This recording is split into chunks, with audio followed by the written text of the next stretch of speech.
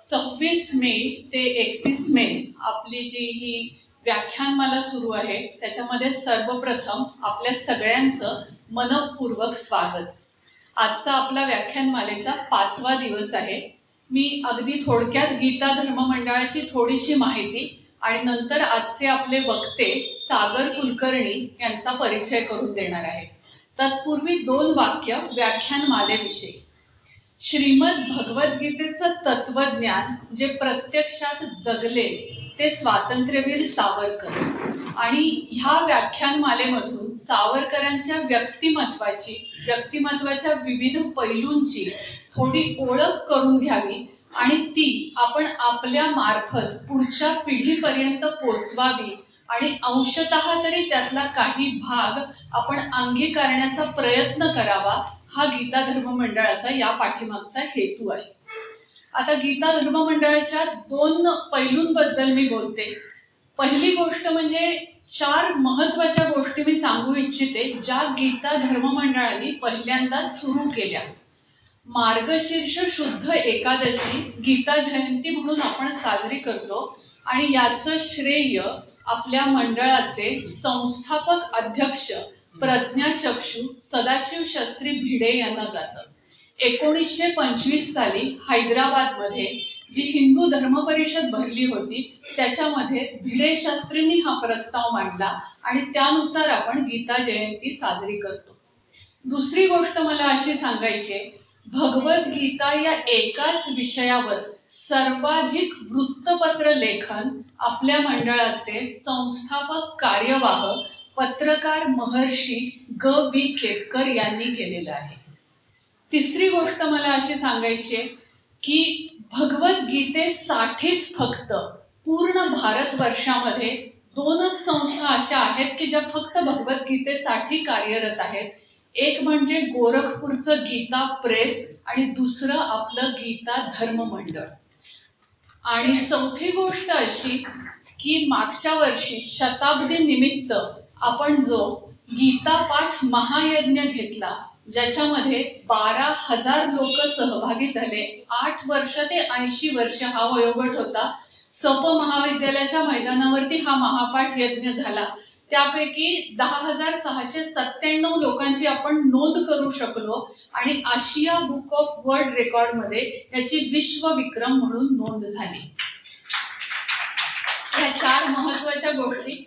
आता दुसरा मुद्दा मला एक बोलायचा आहे, तो म्हणजे गीता धर्म मंडळ आधुनिकीकरणासाठी काय करते. कारण ज्या पद्धतीनं आता आपण सर्वजण इथं उपस्थित आहोत, पुढच्या पिढीसाठी ही गोष्ट अतिशय दुर्मिळ होत जाणार आहे. कारण वेळ ही अशी एकच गोष्ट आहे की जे कुणीच कुणाला देऊ शकत नाहीये सध्या.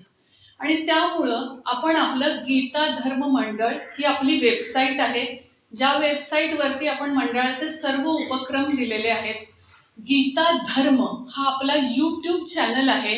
या यूट्यूब चॅनलला आत्ता 14,000 सबस्क्रायबर आहेत आणि मी आवर्जून अशी विनंती करेन की आपण जर ह्याला सबस्क्राईब अजून केलं नसेल तर गीता धर्म असं नाव आहे, गीता धर्म मंडळ नाही, तर प्लीज या चॅनलला सबस्क्राईब करा.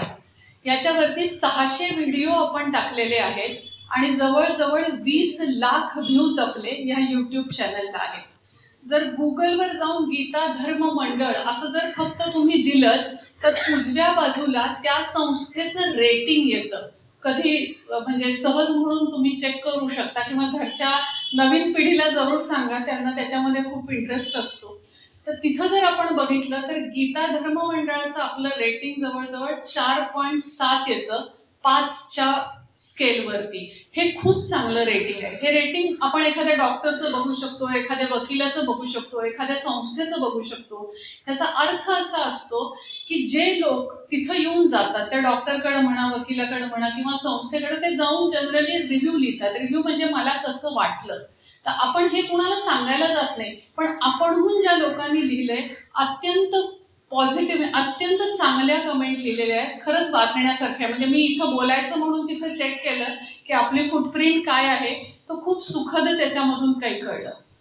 तिसरी गोष्ट म्हणजे आपले जे गीता दर्शन गेल्या 50 वर्षांचे अंक आहेत त्याचं आपण डिजिटायझेशन केलेलं आहे आणि आपलं जे संदर्भ ग्रंथालय आहे त्या संदर्भ ग्रंथालयामधल्या दुर्मिळ ग्रंथांचं डिजिटायझेशन आपण करतो आहे.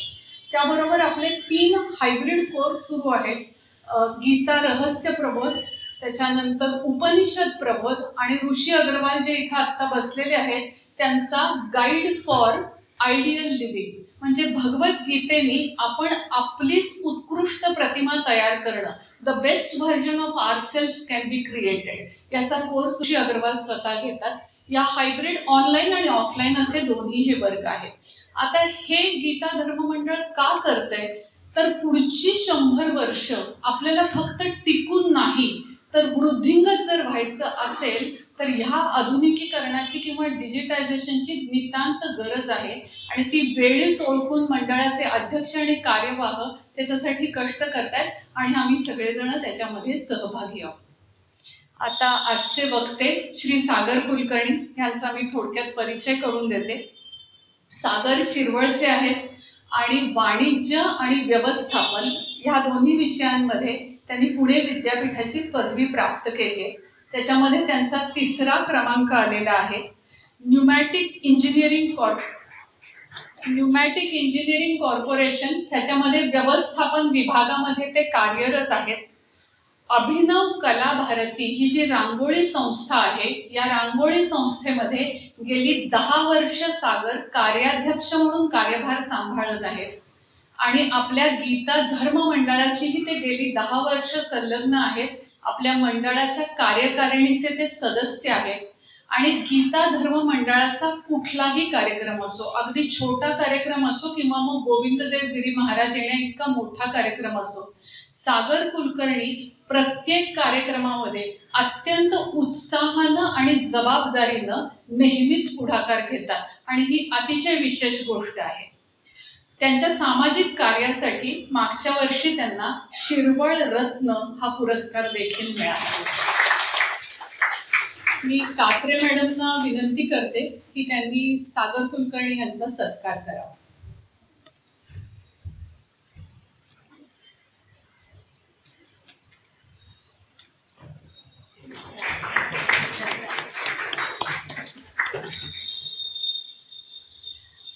आता सागर यांना विनंती करते की आजचा विषय स्थितप्रज्ञ सावरकर, जो अवघड आहे पण सागर नक्की तो पेलतील, त्याच्यावर आपल्याला मार्गदर्शन करावं.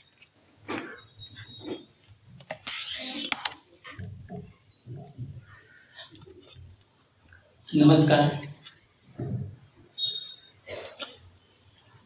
यंदा आपला भारत देश सावरकरांची 142वी जयंती साजरी करतोय.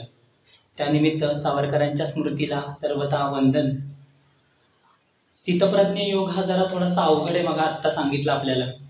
भगवद्गीतेला अनुसरूनच हा मी स्थितप्रज्ञ योग आणि सावरकरांच्या जीवनातले काही प्रसंग आपल्या समोर सांगण्याचा प्रयत्न करणार आहे. मी भगवद्गीतेचा गाढा अभ्यासक पण नाहीये आणि सावरकरांचा पण गाढा अभ्यासक नाहीये, पण तरीही दातार सरांच्या आग्रहाखातर मी भगवद्गीता आणि सावरकरांचं जे काही नातं आहे जवळचं ते मांडण्याचा प्रयत्न करणार आहे. कारण आपल्या सगळ्यांना असं वाटलं असेल सुरुवातीला की भगवद्गीता आणि गीता धर्म मंडळ आणि मग गीता धर्म मंडळामध्ये सावरकरांचा विषय का हाताळला गेला.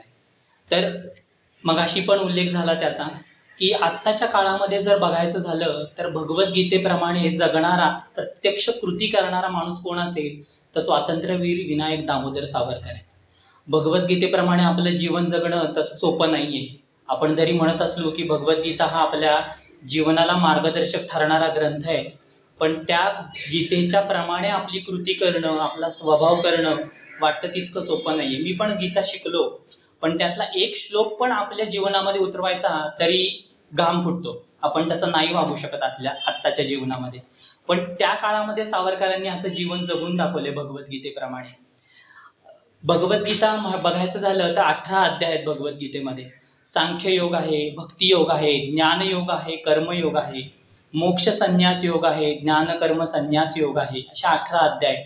18 अध्यायामध्ये 700 श्लोक आणि प्रत्येक श्लोकाप्रमाणे जर बघायचं झालं तर सावरकरांच्या जीवनामधला एक प्रसंग आपल्याला श्लोकाप्रमाणे आढळून येतो. सावरकरांचं चरित्र मी आज खरं म्हटलं तर व्याख्यानामधनं मांडणार नाहीये. भगवद्गीतेचा एक श्लोक आणि त्यांच्या आयुष्यातला एक प्रसंग, अगदी सगळे प्रसंग मांडणं आपल्याला ह्या अर्धा पाऊण तासामध्ये शक्य नाही होणार आहे. पण तरी तो मांडायचा प्रयत्न करणार आहे. आता स्थितप्रज्ञ आपण म्हणतोय, तर स्थितप्रज्ञ म्हणजे काय, तर भगवद्गीतेमध्ये 2रा अध्याय सांख्ययोग, ज्याच्यामध्ये भगवंतांनी अर्जुनाला सांख्ययोग स्थितप्रज्ञाची लक्षणं सांगितली आहेत. 72 श्लोक आहेत 2ऱ्या अध्यायामध्ये. आणि या 72 श्लोकामध्ये स्थितप्रज्ञ कसं असलं पाहिजे आणि अर्जुनाने युद्धासाठी कसं तयार व्हायला पाहिजे हे मार्गदर्शन भगवंतांनी केलंय. स्थितप्रज्ञ म्हणजे काय, तर सुखदुःखामध्ये, आनंदाच्या क्षणामध्ये, दोन्ही परिस्थितीमध्ये आनंदामध्ये किंवा दुःखामध्ये हुरळून जात नाही, स्थिर बुद्धीप्रमाणे आपलं आचरण करतो, तो म्हणजे स्थितप्रज्ञ. सावरकर आपल्या जीवनामध्ये असेच जगलेले आपल्याला दिसतात. सावरकरांचा आणि गीतेचा संबंध काय हे जरा एक 2-3 प्रसंगानुसार मला तुम्हाला सांगावं लागेल की सावरकरांच्या जीवनामध्ये लहानपणापासूनच गीतेच्या अध्यायांचं किंवा गीतेचं संशयच आपल्याला दिसतं. सावरकर जेव्हा लहान होते, तरुण वयामध्ये होते, तेव्हा त्यांचा क्रांतिकारकांच्या ज्या संघटना त्यांनी उभारल्या त्याच्यामध्ये सतत ते नेहमी जेव्हा मित्रमेळे जमत एकत्र, तेव्हा भगवद्गीतेचे श्लोक मुलांना शिकवत. ही बेसिक गोष्ट तिथनं त्यांच्या लहानपणापासून सुरू झाली होती. त्याचबरोबर सांगायचं झालं तर काल 2 उल्लेख आपल्याकडे केले गेले की सावरकर अंदमानामध्ये असताना जेव्हा ब्रिटिश सरकारने मुस्लिम कैद्यांना तिथं नमाज पठणाची संधी दिली किंवा परवानगी दिली, आणि हिंदूंचा छळ करण्यासाठीच ती दिली खरं म्हटलं तर परवानगी, पण हे सावरकर जेव्हा तिथं अंदमानामध्ये होते तेव्हा त्यांना हे पटलं नाही की मुस्लिमांना जर नमाज पठणाची संधी मिळत असेल तर ती हिंदूंनाही मिळाली पाहिजे, हिंदूंनाही प्रार्थना करण्याची संधी मिळायला पाहिजे. याच्याकरता सावरकरांनी आंदोलन केलं तिथं, पण ब्रिटिश सरकारने त्याला भीक नाही घातली खरं म्हटलं तर. पण मग सावरकरांनी त्याच्यावर डायरेक्टली कृती केलेली आपल्याला दिसते. जेव्हा मुस्लिम लोक अंदमानामध्ये नमाज पठण करत असत तेव्हा सावरकरांनी भगवद्गीतेची आरती त्याच्या विरोधामध्ये गायला तिथं सुरुवात केली आणि कैद्यांना भगवद्गीतेची आरती शिकवली. हा एक संबंध झाला. त्याच्याबरोबर काल आपण बघितलं की जेव्हा मुस्लिम कैद्यांच्या स्वयंपाकांच्या हातचं जेवण जेव्हा लोक आपले हिंदू कैदी जेवत होते तेव्हा त्यांचं धर्मांतर झालं असं ब्रिटिश म्हणायचे, पण सावरकरांनी त्यांना घर वापसी किंवा त्यांचं परत हिंदू धर्मामध्ये आगमन कसं करून घेतलं, तर त्यांना गीतेचा एक श्लोक शिकवला, म्हणायला सांगितला आणि त्यांचं हिंदू धर्मामध्ये परत घर वापसी केली. त्याच्याबरोबरीने अजून एक महत्त्वाचा प्रसंग सांगायचा झाला भगवद्गीतेच्या संदर्भातला, तर जेव्हा सावरकरांनी आत्मार्पण केलं, फेब्रुवारी महिन्यामध्ये 28 दिवस अन्न पाणी त्याग केलं आणि मृत्यूला ते सामोरे गेले, तेव्हा शेवटच्या ह्या दिवसामध्ये 28 दिवसामध्ये त्यांची नात विदुला हिच्याकडनं भगवद्गीतेचं पठण सतत सावरकरांनी करून घेतलेलं आपल्याला दिसतं. त्यामुळे असा सावरकरांचा आणि भगवद्गीतेचा जवळचा संबंध आहे. त्याच्याच बरोबरीने ते 1914 साली छोटे बंधू बाळाराव सावरकर यांना एक पत्र लिहितात. त्या पत्रामध्ये असा उल्लेख आपल्याला आढळतो की सावरकर त्यांना असं म्हणतात की मी कोणतंही काम करताना ते सोपं असू दे कठीण असू दे, भगवद्गीतेतला एक श्लोक म्हणून त्या कामाची सुरुवात करतो. कोणता आहे तो श्लोक? 18व्या अध्यायातला 46वा श्लोक आहे. स्वकर्मणा तमभ्यस्य सिद्धिं वंदती मानवा. त्याचा अर्थ असा आहे, परमेश्वराची आपल्या स्वाभाविक कर्मांनी पूजा करून मनुष्य परम सिद्धी मिळवतो. ह्याच श्लोकानुसार असं बघायला गेलं तर सावरकरांनी जे पत्रामध्ये उल्लेख केला की कोणतंही मी काम सोपं असू दे अवघड असू दे, माझ्या कर्माचं माझ्या परमेश्वरासमोर जर समर्पण करायचं असेल तर ह्या श्लोकामध्ये त्याचा अर्थ आपल्याला दिसतो. आणि तसेच सावरकरांवरती गीतेचे संस्कार झालेले आपल्याला दिसतात. त्याच्याच बरोबरीने 1899 साली जेव्हा अख्ख्या जगभरामध्ये भारतामध्ये प्लेग पसरलेला होता, आपल्या पुण्यामध्येही तसाच पसरलेला होता, तेव्हा सावरकरांचे वडील दामोदरपंत यांना ह्या प्लेगनी ग्रासलं आणि त्यांचा मृत्यू झाला. त्याच्यामध्ये मृत्यू झाल्यानंतर तेव्हा ब्रिटिश सरकारच्या कायद्यानुसार किंवा नियमानुसार ह्या सावरकर कुटुंबाला भगूर हे गाव सोडून गावच्या वेशीवर असलेल्या देवळामध्ये एक रात्र काढावी लागली आणि त्याच्यानंतर त्या वेशीवरती त्यांना राहुटी बांधून राहायला लागलं. आत्ताच्या काळातला विचार करायला गेलं तर आपण ही परिस्थिती काहीशा प्रमाणामध्ये करोनामध्ये अनुभवली की क्वारंटाईन व्हावं लागत होतं, पण तेव्हा आत्ता तरी एक व्यक्तीला क्वारंटाईन व्हावं लागत होतं, पण त्या काळामध्ये मात्र जेव्हा एखादा घरातला व्यक्ती प्लेगनी मरेल तेव्हा अख्ख्या कुटुंबाला घर सोडून गाव सोडून गावाच्या वेशीवरती राहायला जायला लागायचं. तसं हे सावरकर कुटुंब सुद्धा भगूरच्या वेशीवरती काही दिवस राहत होतं. त्याच दरम्यान छोटा नारायण त्याला प्लेगनी ग्रासलं. प्लेगनी ग्रासल्यानंतर त्याच्यावरती उपचार करण्याकरता ह्या सावरकर कुटुंबाला नाशिक शहर गाठावं लागलं. दवाखान्यामध्ये त्याला ठेवायची वेळ आली. त्यामुळे ह्याच परिस्थितीमध्ये ह्याच त्यांच्या भगूरला सोडणं आणि नाशिकला जाण्याच्या कालावधीमध्ये सावरकरांचे काका बापू काका त्यांना प्रेग असलं आणि त्याच्यामध्ये त्यांचा मृत्यू झाला. नारायणाला जेव्हा हॉस्पिटलमध्ये ठेवलं तेव्हा बाबाराव सावरकर त्याची काळजी घेण्यासाठी हॉस्पिटलमध्ये सतत त्यांच्या वाऱ्या होत्या किंवा जाणं येणं चालू होतं, डबे पोचवणं वगैरे. त्यामध्ये सुद्धा बाबाराव सावरकरांनाही प्लेगनी ग्रासलं आणि बाबाराव सावरकरांनाही नारायणाच्या बरोबरीने हॉस्पिटलमध्ये ऍडमिट व्हावं लागलं. मग सावरकर तात्यारावांवरती जबाबदारी येऊन पडली की आता ह्या दोघांची हॉस्पिटलमध्ये जाऊन काळजी घ्यायची. तशी त्यांनी ती घेतली सुद्धा. डबे पोचवणं असू दे किंवा हॉस्पिटलमध्ये जाऊन त्यांची काळजी घेणं असू देत. ह्या हॉस्पिटलच्या वाऱ्यांमध्ये सावरकरांची ओळख झाली ती अण्णा म्हस्कर आणि रावजी पागे या हॉस्पिटलमध्ये जे सेवा करण्याकरता वॉर्डन होते त्यांच्याशी ओळख झाली. आणि त्यांच्याशी चर्चा करताना असं जाणवलं सावरकरांना की ह्या दोघांनाही सामाजिक कामाची आवड आहे, राष्ट्रप्रेमाची आवड आहे. या तिघांच्या चर्चेमधनं असं निष्पन्न झालं की आपण राष्ट्रकार्यासाठी कोणती तरी संघटना स्थापन केली पाहिजे. तशी क्रांतिकारी संघटना या तिघांनी स्थापन केली सुद्धा. सांगण्याचा मुद्दा माझा काय आहे, घरावरती एवढं संकट कोसळलेलं असताना आई वडिलांचा काकांचा मृत्यू झालाय, मोठा भाऊ छोटा भाऊ दवाखान्यामध्ये ऍडमिट आहे, तरी पण सावरकर कोणता विचार करतात तर आपल्या राष्ट्राला स्वातंत्र्य मिळालं पाहिजे आणि त्याच्यासाठी तरुणांची कोणती तरी संघटना आपण उभी केली पाहिजे. सावरकरांचं वय किती होतं त्यावेळेला? 1883चा जन्म, 1899ला प्लेगची साथ आली, म्हणजे अवघं 16 वर्षाचं आयुष्य. आपण आत्ताच्या काळामध्ये जरी बघायला गेलो तरी कोरोना आल्यानंतर आपली अवस्था काय झाली होती, पण सावरकर मात्र त्या परिस्थितीमध्येही डगमगलेले आपल्याला दिसत नाहीत. हे स्थितप्रज्ञ असल्याशिवाय कोणी वागू शकत नाही असं हा सांगण्याचा त्याच्यामधला महत्वाचा उद्देश आणि प्रसंग आपल्याला हे शिकवतो की सावरकर किती लहान वयापासून स्थितप्रज्ञेप्रमाणे वागत होते. आत्ता परवाच्या आपल्या व्याख्यानामध्ये सुद्धा असाच एक प्रत्यय आपल्याला आला. कुंटे सरांनी आपल्याला सांगितलं की तेही 15 दिवस हॉस्पिटलमध्ये ऍडमिट होते करोनाच्या काळामध्ये. आणि ह्या करोनाच्या काळामध्ये त्यांनी काय काम केलं असेल हे आपण ऐकलं, पण तरी पण मला आज नवीन श्रोते त्यामुळे सांगावं असं वाटतंय की तेव्हा सुद्धा कुंटे सरांनी डॉक्टर लोकांना सांगितलं की तुम्हाला जे काही माझ्यावर इलाज करायचे ते तुम्ही करा, मला जे काम करायचंय ते तुम्ही मला त्याची परवानगी द्या. आणि त्या काळामध्ये 15 दिवसामध्ये कुंटे सर आपल्या समोर येऊन गेलेली व्यक्ती आता व्याख्यानासाठी, ती व्यक्ती सावरकरांचं साहित्य दवाखान्यामध्ये मागून घेते आणि सावरकरांचा अभ्यास करते. आणि त्या 15 दिवसामध्ये सावरकरांचं साहित्य वाचून सावरकरांचे जे महत्वाचे आत्ताच्या काळानुरूप असलेले कोणती जी वाक्य आहेत त्याचं संग्रहण करून 15 दिवसामध्ये करोनामध्ये दवाखान्यामध्ये ही व्यक्ती पुस्तक काढते. याला काय म्हणायचं आत्ताच्या काळामध्ये? त्यामुळे हे एक ज्वलंत उदाहरण आत्ताच्या आपल्या 2-3 दिवसात आपल्या समोर घडलेलं आहे, म्हणून त्याचा मी उल्लेख केला. त्याच्यानंतर दुसऱ्या अध्यायातले काही श्लोक मी निवडले, ते श्लोक आधी वाचून दाखवतो, त्याच्यानंतर त्याचा अर्थ आणि सावरकरांच्या जीवनामधला एखादा प्रसंग त्या संदर्भात असेल तर तो आपण पाहूयात. दुसऱ्या अध्यायातला 13वा श्लोक आहे. देहिनोस्मिन् यथा देहे कौमार्य यौवनंजरा तथा देहांतर प्राप्तीर धीरस्तत्र न मुह्यति. ज्याप्रमाणे जीवात्म्याला शरीरात बालपण, तारुण्य, वार्धक्य येते, त्याप्रमाणे दुसरे शरीरही मिळते. याविषयी धीर पुरुषांना कधीच मोह उत्पन्न होत नाही. सावरकरांच्या आयुष्यामध्ये बघायला गेलं तर बालपणामध्ये असू देत, तारुण्यामध्ये असू देत, लंडनमध्ये असू देत, वृद्धापकाळामध्ये असू देत, सावरकरांना त्यांच्या वयावशी कुठेही त्यांना मोह उत्पन्न झाला नव्हता की मी आता हेच जगलं पाहिजे, माझं आयुष्य लंडनमधलंच जगलं पाहिजे किंवा आता मी रत्नागिरीला आलो तर तेच माझं जीवन असू दे. तसं त्यांनी केलेलं आपल्याला अख्ख्या आयुष्यभरामध्ये कुठंच दिसत नाही. त्यांचे विचार गोंधळलेले आपल्याला दिसत नाही, स्पष्ट विचार करून त्यांनी आपली कृती केलेली आहे.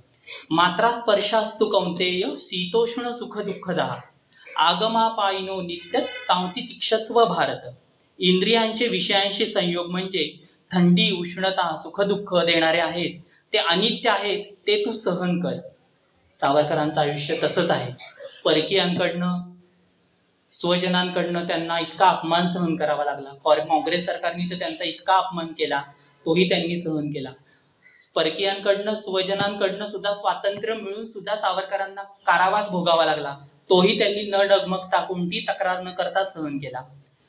त्याचबरोबर रत्नागिरीमध्ये अस्पृश्यता निवारण चळवळ करताना त्यांना वाळीत टाकलं गेलं, ते सुद्धा त्यांनी निर्भीडप्रमाणे स्वीकारलं आणि त्याप्रमाणे त्यांची कृती पण आपल्याला केलेली दिसते. दुसऱ्या अध्यायातला 17वा श्लोक हा तर इतका महत्वाचा आणि म्हणजे खूप महत्वाचा श्लोक आहे की अविनाशी तू तद्विद्धी येन सर्वमिदंततम विनाशमव्ययस्यास न कश्चित कर्तुमर्हति. ह्या श्लोकाला डोळ्यासमोर ठेवून कवी मनाच्या सावरकरांनी फक्त या 2 ओळीवर अख्खं एक कविता रचली. कोणती कविता? अगदी सांगायचं झालं तर या श्लोकाचा अर्थ असा आहे की अव्ययाचा नाश कोणी करू शकत नाही. आणि ती कविता कोणती आहे? तर अनादि मी अनंत मी अवघ्य मी मला. ह्या कवितेचा जाणीवपूर्वक मला आज उल्लेख करायचा आहे आणि शेवट माझं व्याख्यान संपताना नक्कीच ह्या कवितेने आपण पूर्ण ऐकून याचा समारोप करणार आहोत. ह्या कवितेला अनादि मी अनंत मीला आत्ता 2 दिवसापूर्वी धर्मवीर छत्रपती संभाजी महाराज राज्य प्रेरणा कविता म्हणून ह्याला घोषित केलं राज्य सरकारने. आणि आपल्या उद्या ज्या येणार आहेत मंजिरीताई मराठे, त्यांच्या स्वातंत्र्यवीर सावरकर स्मारकाला याचा पुरस्कार मिळालाय अनादि मी अनंतिमीचा. त्यामुळे हे खूप मोठं आणि प्रेरणादायी गीत आहे. आत्ताच्या काळामध्ये सुद्धा आपण हे गीत वाचलं तर आपल्या जीवनाला नक्कीच मार्गदर्शक असं तत्व मिळणार आहे. अंतवंत इमे देहा नित्य शोक्ता शरीरिणः अनाशिनो प्रमेयस्य तस्मात् दुद्यस्व भारत. नाशरहित नित्यरूप जीवात्म्याची ही शरीरे नाशवंत आहेत म्हणून तू युद्ध कर, असं भगवंत कृष्णाला सांगतायत युद्धभूमीवरती. युद्ध म्हणजे एक हिंसाच आहे आणि तीच कृष्णाला भगवंताला अपेक्षित आहे. आणि त्याचप्रमाणे कृती केलेली आपल्याला सावरकर दिसतात. युद्ध करून, वैचारिक युद्ध करून, धर्मयुद्ध करून सावरकरांनी त्या काळातही या श्लोकाप्रमाणे जगलेले दिसतात आपल्याला सावरकर. आणि त्याचप्रमाणे त्यांची कृती दिसते. वैचारिक मतभेद असून सुद्धा ते शेवटपर्यंत युद्ध केलं, वैचारिक लढत राहिले आणि स्वातंत्र्यासाठी त्यांनी आपल्या प्राणाची आहुती दिलेली दिसते. स्वधर्ममपि चावेक्ष न विकंपितुमर्हसि धर्म्याधी युद्धात श्रेयो क्षत्रियस्य न विद्यते. 2ऱ्या अध्यायातला 31वा श्लोक. स्वतःचा धर्म लक्षात घेऊन तू भीता कामा नये. क्षत्रियाला अनुसरून युद्धाशिवाय दुसरे कोणतेही तुझं कर्तव्य नाहीये. युद्धापेक्षा महत्वाचे काही नाहीये असं कृष्ण अर्जुनाला सांगतोय. त्याला हिंसाच इथं अपेक्षित दिसते. हिंदुस्थानच्या स्वातंत्र्याकरता लढणं हाच धर्म होता आणि हीच एक प्रकारची अहिंसा होती आणि ती सावरकरांनी स्वीकारलेली होती. यदृच्छया चोपपन्नम स्वर्गद्वारम अपावृतम. स्वर्गाचे उघडलेले द्वार हे युद्धातील भाग्यवंत क्षत्रियांनाच लाभते. 32वा श्लोक आहे. युद्ध म्हणजे स्वर्गाचे उघडलेलं द्वार आहे आणि क्रांतिकारकांच्या फाशीचे जे खांब आहेत ते जणू काही स्वर्गाचं उघडलेलं द्वार आहे किंवा स्वर्गच आहे असं सावरकर इथं त्यांच्या पुस्तकामध्ये एका लिहून ठेवतात. 38वा श्लोक आहे. सुख दुःख समे कृत्वा लाभा लाभो जया जयो ततो युद्धाय युज्यस्व नैवम पापम वाप्स्यसी. सुख दुःख, फायदा तोटा, जय पराजय समान मानून तू युद्ध कर. मार्शलेस बंदरामध्ये सावरकरांना अटक झाली तरी ते खचलेले दिसत नाहीत. अंदमानामध्ये कारावास झाला तरी ते रडत बसले नाहीत. इतर कामामध्ये स्वतःला गुंतवून, मनाला गुंतवून सतत त्यांनी मनाला स्फूर्ती दिली आहे आणि युद्धासाठी सतत तयार मनाला त्यांनी केलेलं आहे. व्यवसायात्मिका बुद्धी रेकेह कुरु नंदन. 41वा श्लोक. कर्मात निश्चयात्मक बुद्धी एकच असते. निश्चयात्मक बुद्धी आणि स्थिर बुद्धी एक तात्विक विचार केलेला सावरकरांनी आपल्याला दिसतो. नाशिक असू देत, भगूर असू देत, पुणे असू देत, लंडन असू देत, अंदमान असू देत, रत्नागिरी असू देत, येथे कोणत्याही ठिकाणी जेव्हा सावरकर आपलं जीवन जगत होते त्याच्यामध्ये ते गोंधळलेले नाहीयेत. निश्चित विचार करून त्यांनी आपली कृती केली आहे. अस्थिर बुद्धी, कामनायुक्त विचार यांना अनेक फाटे फुटतात. त्यामुळे सावरकरांनी आपलं जे स्वातंत्र्य मिळावं हे जे ध्येय ठेवलं होतं त्याच्यापासून कुठेही ते आपल्याला डायव्हर्ट झालेले शेवटपर्यंत दिसत नाहीत. कर्मण्येवाधिकारस्ते मा फलेषु कदाचन. 47वा श्लोक. आयुष्यभर कर्म करत राहणे, फलाची अपेक्षा करायची नाही, याप्रमाणे ते आयुष्यभर कर्मच करत राहिले. कर्मफलासाठी ते कधी जगले नाहीत. या संदर्भातला त्यांच्या आयुष्यातला एक खूप छान प्रसंग सांगता येईल आपल्याला. लंडनमधनं जेव्हा सावरकरांना आणत होते भारतामध्ये तेव्हा आपल्यासारखा सामान्य माणूस बोटीमध्ये त्या ब्रिटिशांच्या पहाऱ्यामध्ये काही कृती न करता बसला असता एका जागी. पण सावरकरांनी अकर्माशी संग नाही केला. तिथे सुद्धा त्या पोलीस पहाऱ्यामध्ये निष्ठून जायचा प्रयत्न केला, उडी मारली समुद्रामध्ये आणि कर्म करून दाखवलं. कारण हा श्लोक त्यांच्या डोळ्यासमोर होता. कर्मण्येवाधिकारस्ते मा फलेषु कदाचन. मी जर एका जागी बसून राहिलो तर ती ते अकर्म आहे, मी कर्म करून सुटायचा प्रयत्न केला तर ते माझ्यासाठी खूप महत्वाचं आहे. आणि तसंच सावरकर आपल्याला तिथं कृती केलेली दिसते. आणि ती उडी म्हणजे आजपर्यंत जगाला हादरवून सोडलेली ती उडी आपण अनुभवली आहे किंवा ऐकली आहे आतापर्यंत. योगस्व कुरु कर्मा आणि संगम तक्त्वा धनंजय सिद्ध सिद्धो समो भूत्वा समत्मव योग उच्चते. 48वा श्लोक. योगस्थ राहून यशापयश समान मानून तू कर्म कर, कारण समानता हाच योग आहे. स्वातंत्र्यवीर आयुष्यभर असंच वागले. अपयशाची कधीच त्यांनी चिंता केली नाही की मी एक बॉम्ब फोडला तर तो निकामी झाला तर मी काय करू, मग लोक मला धरतील किंवा पकडतील, अशी कधीच त्यांनी कृती करताना असा विचार केला नाही. पॉझिटिव्ह विचार करून त्यांनी त्यांची कृती केलेली दिसते. अपयशाची चिंता कधीच केली नाही. दूरेण ह्यावरन कर्म बुद्धियोगात धनंजय बुद्धो शरण मनविच्छ कृपणा फल हेतवा. 49वा श्लोक. कर्म हे बुद्धियोगापेक्षा कनिष्ठ आहे, तेव्हा तू बुद्धीला शरण जा. कोणत्याही कर्मापेक्षा त्यामागची बुद्धी महत्वाची असते. हिंसा करणं हे जर एक कर्म धरलं, ही जर एक कृती धरली, तर त्या हिंसेमागची बुद्धी काय आहे, म्हणजे हिंसा कशासाठी करायची, कुणाला मारायचं, कशासाठी मारायचं, कुठं मारायचं, कधी मारायचं, ही झाली बुद्धी. आणि ह्या बुद्धीला अनुसरूनच शत्रूंना मारण्याचं व्रत सावरकरांनी आयुष्यभर घेतलेलं होतं. हिंदूंना सैन्यामध्ये जाण्याकरता हा श्लोक त्यांना कारणीभूत होता आणि त्याप्रमाणे ते सतत हिंदूंना आवाहनही करत होते. लोकप्रिय होण्यासाठी सावरकर कधी दीन झाले नाहीत. लोकप्रिय होण्यासाठी कधीही ते हपापले नसत. 50वा पुढचा श्लोक आहे. बुद्धियुक्तो जहातिह उभे सुकृत दुष्कृते तस्मात् योगाय युज्यस्व योग कर्मसु कौशलम. योग म्हणजे कर्मातलं कौशल्य, आणि कामामध्ये कौशल्य मिळवलं तर योग साधलाच असा त्याचा अर्थ आहे. मग मार्ग कोणता, यापेक्षा ध्येय काय आपल्या मार्गातलं हे महत्वाचं आहे. त्यामुळंच त्यांनी हिंदुस्थानचं स्वातंत्र्य मिळवणं हे ध्येय सावरकरांनी आपल्या समोर ठेवलेलं आपल्याला दिसतं. प्रजहाती यदा कामान सर्वान पार्थ मनोगतान आत्मन्येवात्मना तुष्ट स्थितप्रज्ञस्य दोच्यते. 55वा श्लोक. जो सर्व मनोकामना सोडून स्वतःमध्ये संतुष्ट राहतो तो स्थितप्रज्ञ. सावरकरांचे या संदर्भातलं उदाहरण द्यायचं झालं तर सावरकर स्वतः बॅरिस्टर होते. बॅरिस्टर होऊन त्या काळी अमाप संपत्ती कमवता आली असती त्यांना, पण तसं त्यांनी केलेलं नाहीये. लंडनमध्ये असताना अनेक तरुणी त्यांच्या मागे लागल्या, पण त्यांच्या फंदामध्ये सावरकर कधीही पडलेले आपल्याला दिसत नाहीत. अंदमानामध्ये एकांतवासामध्ये शिक्षित असून सुद्धा ते वैतागले नाहीयेत. काठ्या कुटून कोलू फिरवून ते दमत, तरी पण रात्रीच्या वेळी मात्र महान काव्य रचनामध्ये सावरकर रमत असत. दुःखेषु नु दिग्नमना सुखेषु विगत स्पृहा वीतराग भय क्रोध स्थितधीर मुनी रुच्यते. ज्याचे भावना भय क्रोध नाहीसे झालेले असतात तो मुनी होय.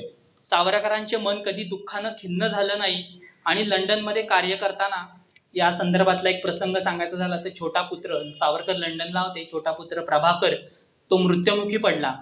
आपल्यासारखा माणूस असता तो हातचं काम सगळं सोडून पहिल्यांदा आपला म्हणजे घरामध्ये एवढा दुःखद प्रसंग असताना तो धावले पाहिजे होते सावरकर, पण तसं सावरकरांनी कृती केलेली नाहीये. सावरकर त्याही क्षणामध्ये तिथेच कार्यरत राहिले आणि मग महान काव्याची निर्मिती झाली सागरा प्राण तळमळला. सावरकरांचा प्रभाकर जेव्हा मृत्यू पावला तेव्हाची ही कविता आहे. स्वजनांनी त्यांचं कधीच म्हणणं ऐकलं नाही. देशाचे तुकडे झाले तरी ते आपल्याला वैतागलेले दिसत नाहीत. अंदमानमध्ये आरामाच्या वेळेस ते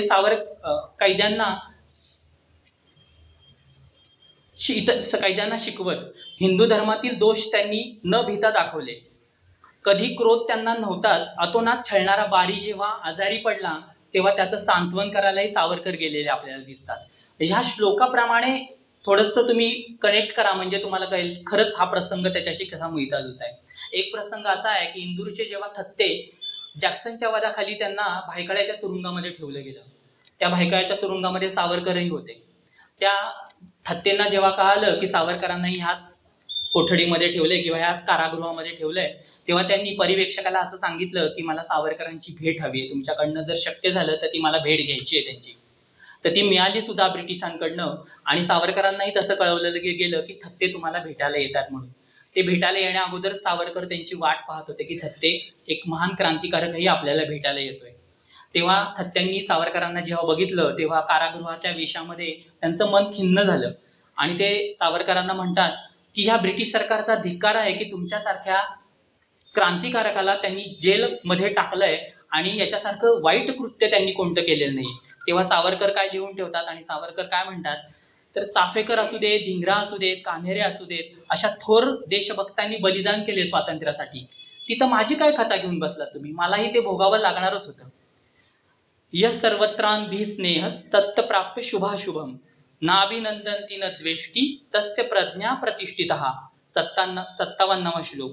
शुभ अशुभ गोष्टी घडल्या असता प्रसन्नही होत नाही किंवा त्याचा द्वेषही करत नाही, त्याची बुद्धी स्थिर झाली असं समजलं जातं. लोकांनी कौतुक केलं तरी सावरकर हुरळले नाही, लोकांनी निंदा केली तरी ते चिडले नाही. या संदर्भातला स्वातंत्र्यानंतरचा एक प्रसंग त्यांच्या जीवनामधला सांगायचा झाला तर नेहरूचं सरकार होतं, तेव्हा काँग्रेसचं सरकार होतं. जेव्हा स्वातंत्र्य मिळालं तेव्हा पाकिस्तानचे पंतप्रधान आपल्या भारत भेटीवर येणार होते.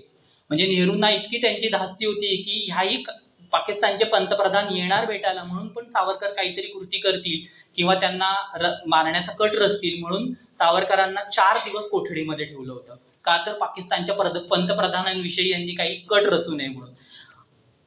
तर या श्लोकातनं आपल्याला असं दिसतं की तरी पण काँग्रेसविषयी त्यांनी द्वेष कधी केला नाहीये. क्रोधात भवती सम्मोह सम्मोहा स्मृती विभ्रमः स्मृती भंशात बुद्धिनाशो बुद्धिनाशात प्रणश्यती. 63वा श्लोक. रागामुळे अविचार उत्पन्न होतो, स्मरणशक्ती भ्रष्ट होते, स्मरणशक्ती नष्ट झाली की बुद्धीचा आणि ज्ञानशक्तीचा नाश होतो. सावरकर कधीच क्रोधाधीन झाले नाहीत, क्रोधा पलीकडे जाऊन ते विचार करायचे. एकदा असं लंडनमध्ये असताना झालं की सेनापती बापट त्यांना कुठने तरी 2 बॉम्ब मिळाले होते आणि ते 2 बॉम्ब त्यांनी ब्रिटिश सरकारच्या विरोधात वापरले, पण ते निष्कामी ठरले. त्याच्यातनं त्या ब्रिटिश सरकारला काहीच हादरे बसले नाहीत. तेव्हा आपले सेनापती बापट खूप चिडले आणि ते जेव्हा आले आपल्या हाऊसमध्ये तेव्हा सावरकरांनी बघितलं आणि सावरकर त्यांना शांतपणे आपल्याला म्हणले, त्यांना समजावलं की एक बॉम्ब नष्ट झाला, निरुपयोगी झाला तरी त्याच्यावरून रागवायची काही गरज नाहीये. आपण त्याच्या पुढे जाऊन विचार करूयात की हे जे बॉम्ब मिळाले होते त्यापेक्षा बॉम्ब बनवण्याची कृती जर आपण शिकलो तर आपण एकापेक्षा अनेक बॉम्ब बनवूयात आणि एकाच वेळी त्याचा वापर करून ब्रिटिश सरकारला हादरवून सोडूयात. म्हणजे प्रचंड मोठं कार्य आपल्याला उभं करता येईल आणि आपल्याला निश्चित असं त्याचं काहीतरी फळ मिळेल, असं सावरकरांनी त्यावेळेस त्यांना समजावलं. रागद्वेषो वियुक्त वस्तू विषयानिंद्रियश्चरन् आत्मे वैश्य विधेर्यात्मा प्रसाद मधी गच्छती. अंतःकरण ताब्यात ठेवणारा साधक प्रीती द्वेष रहित इंद्रियांनी अंतःकरणाची प्रसन्नता प्राप्त करून घेतो. सावरकर इंग्रज व बारी याच्याशी लढले पण कधीही द्वेष त्यांनी बाळगला नाही. अनेक वर्ष अंदमानामध्ये हाल सोसले, उपोषणं केली, सागरात पोहले, कोलू फिरवून बैलासारखे कष्ट केले, तरी पण सावरकर कधीही आपल्याला दमलेले दिसत नाही. अंदमानातलाच एक प्रसंग आहे की कारागृहाचा परिवेक्षक एकदा त्यांच्याकडे गेला आणि त्यांना असं सांगितलं की ब्रिटिश सरकारच्या सैनिकांसाठी तुम्ही एखादी स्फूर्तीपर कविता आम्हाला रचून द्या. कारण त्या काळामध्ये तुम्ही बघितलं असेल तर घोषणा देणं किंवा कविता म्हणणं आणि सैन्याला स्फूर्ती मिळवणं याच्यासाठी कविता रचल्या जायच्या आणि सावरकरांच्या सगळ्या कविता तशाच आहेत. हे पाहून त्या ब्रिटिशांनी त्यांना विनंती केली तर त्या सावरकरांनी ती धुडकावून लावली नाही. एखादा म्हणला असता मला तुम्ही इतका त्रास देताय, मी कशासाठी तुम्हाला कविता रचून देऊ, पण सावरकरांनी ती कविता रचून दिली आणि त्याच्याबरोबर ब्रिटिश सरकारला एक आवेदन पत्र लिहिलं. त्याच्यामध्ये ते असं म्हणतात की हिंदुस्थानाला स्वायत्तता देणार असाल तर सशस्त्र प्रतिकार थांबवू, इंग्लंडला युद्धात पूर्ण सहकार्य करू, मला न सोडता इतर कैद्यांना तुम्ही सोडलं तर मला आनंदच आहे. यामधून असं कळतं की त्यांच्या मनात इंग्रजांविषयी द्वेष नव्हता, फक्त स्वातंत्र्य मिळवणं हा त्यांचा मेन उद्देश होता. त्याच्यातलाच एक दुसरा प्रसंग सांगायचा झाला तर महात्मा गांधी आणि नेहरूंनी नेहमी त्यांचा द्वेष केला. त्यांच्या बाजूनी कधी हे दोघांनी विचार केलाच नाही आणि काँग्रेसनी पण नाही केला.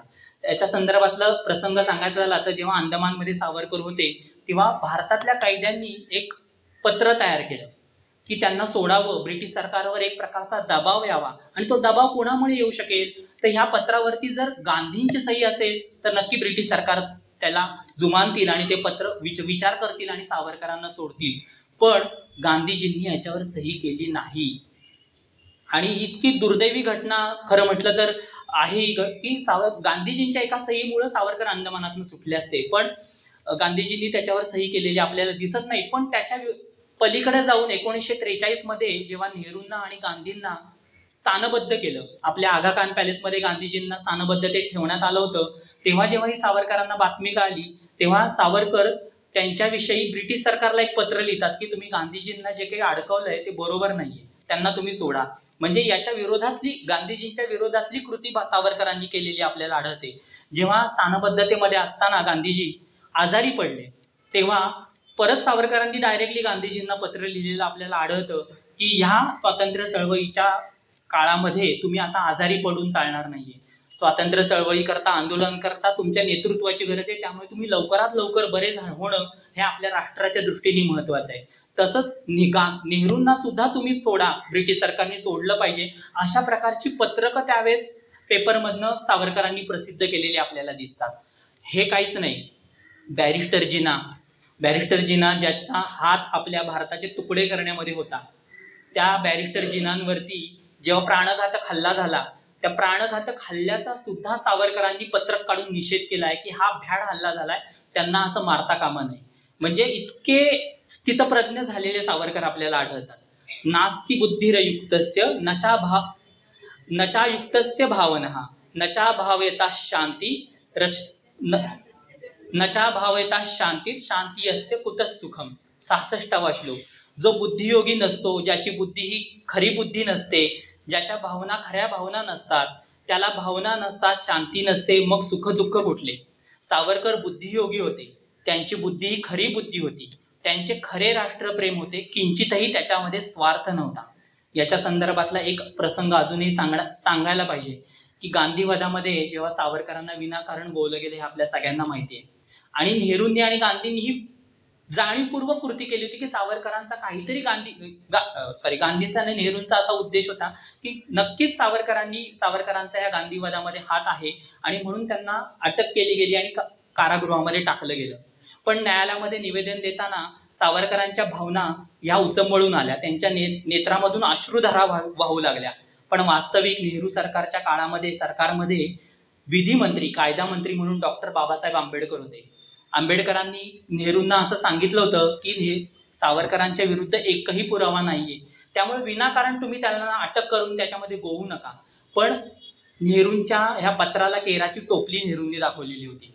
आंबेडकरांच्या ह्या पत्राला नेहरूंनी केराची टोपली दाखवली होती, त्याला विरोध करून सावरकरांना अटक केली होती. पण जेव्हा शेवट हा खटला न्यायमूर्तींसमोर निर्णय देण्याची वेळ आली तेव्हा न्यायमूर्तींनी सावरकरांना आपल्याला निर्दोष मुक्त केलेलं दिसतं.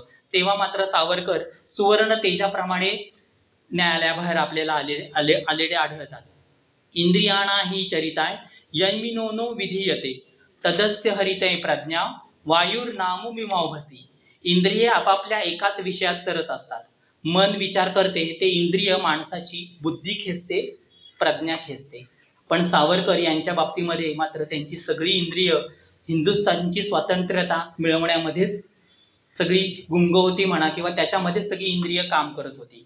विहाय कामान्य सर्वान पुमाम शरती निस्पृहा निर्ममो निरहंकारस सशांती मधी गच्छती. निरीच्छ ममत्व शून्य अहंकार वर्जित मनुष्य शांती मिळवतो. या संदर्भातला एक प्रसंग, लखनौच्या महाराष्ट्र मंडळाने सावरकरांचा लखनौमध्ये सत्कार करायचं ठरवलं. त्यावेळेस त्या कार्यक्रमासाठी सावरकर तिथे लखनौला गेले होते आणि व्यासपीठावर सावरकर बसलेले असताना त्यांना श्रोत्यांमध्ये लखनौ विद्यापीठाचे कुलगुरू रँगलर परांजपे बसलेले दिसले. सावरकरांनी त्या क्षणी आपलं आसन सोडलं, व्यासपीठ सोडलं आणि त्यांच्या जवळ गेले आणि त्यांना लावून नमस्कार केला. वास्तविक पाहता सावरकरांनी असं करायची काही गरजच नव्हती, कारण 1905 साली ह्याच रँगलर परांजपेंनी सावरकरांना एक आंदोलन केलं, पुण्यामध्ये विदेशी कापडाची होळी केली म्हणून फर्ग्युसन महाविद्यालयातनं काढून टाकलं होतं. त्याच्या पुढे जाऊन त्यांना 10 रुपयाचा दंडही केला होता. ही कृती लक्षात ठेवून सावरकरांनी तिथं जाऊन त्यांना नमस्कार करण्याची कृती ही आपल्याला अगदी विरोधाभास निर्माण करते. असे सावरकर होते, स्थितप्रज्ञ सावरकर होते.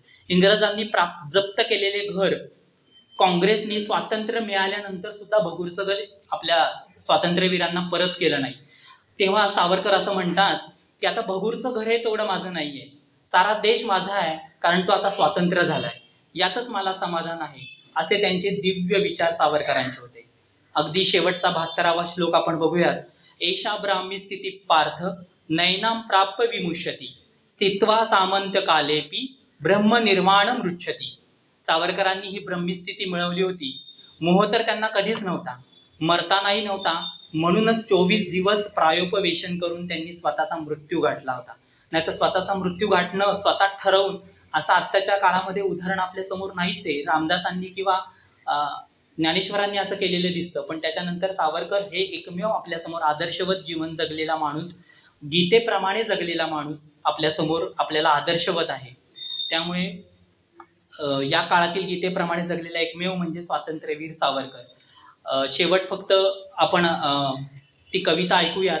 आणि त्या कवितेचा पण विशेष असा आहे की आत्ताच्या काळामध्ये अनेक म्युझिक लावून आपल्याला गाणी आवडतात, पण जे मला ध्वनिफीत मिळाली आहे ती आपल्याच मंडळाच्या कार्यवाह विनाताई मेंदळे ह्या आकाशवाणीमध्ये काम करत होत्या. आणि आकाशवाणीमध्ये वाजवलेली गेलेली सुधीर फडकेंची सावरकरांचा जेव्हा चित्रपट आला तेव्हाची दुर्मिळ अशी ध्वनिफीत मला विनाताईंकडनं मिळाली. आणि ती ध्वनिफीत ऐकून आपण आजच्या माझ्या व्याख्यानाचा समारोप करूयात.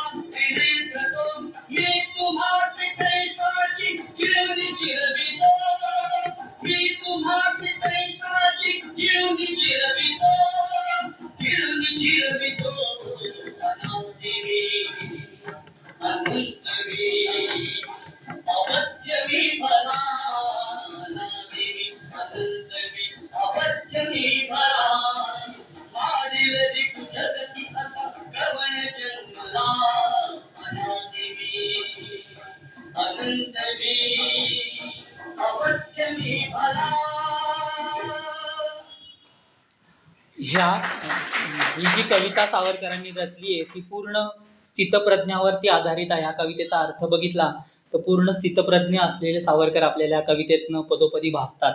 आज फक्त मी दुसऱ्या अध्यायामधले श्लोक निवडले होते आणि त्याच्या संदर्भातलं माझं मत तुम्हाला सांगितलं. पण असे 18 अध्याय जे भगवद्गीतेचे आहेत, दुसरा अध्याय असू दे, तिसरा अध्याय, 18 अध्यायापर्यंत प्रत्येक श्लोकावर आधारित सावरकरांचं जीवन आहे, त्याच्यातले प्रसंग आहेत. ते वेळेच्या अभावी आपण आता नाही पाहू शकत, पण नक्कीच पुढच्या कालावधीमध्ये जेव्हा संधी मिळेल तेव्हा प्रत्येक अध्यायानुसार सावरकर मांडण्याचा प्रयत्न नक्की करेल. आपण ऐकलं त्याबद्दल धन्यवाद. आणि दातार सरांनी मला या संदर्भात मार्गदर्शन केलं होतं, त्यामुळे मी आज तुमच्यासमोर बोलू शकतोय. त्याबद्दल दातार सर आणि मंडळाचे पण धन्यवाद.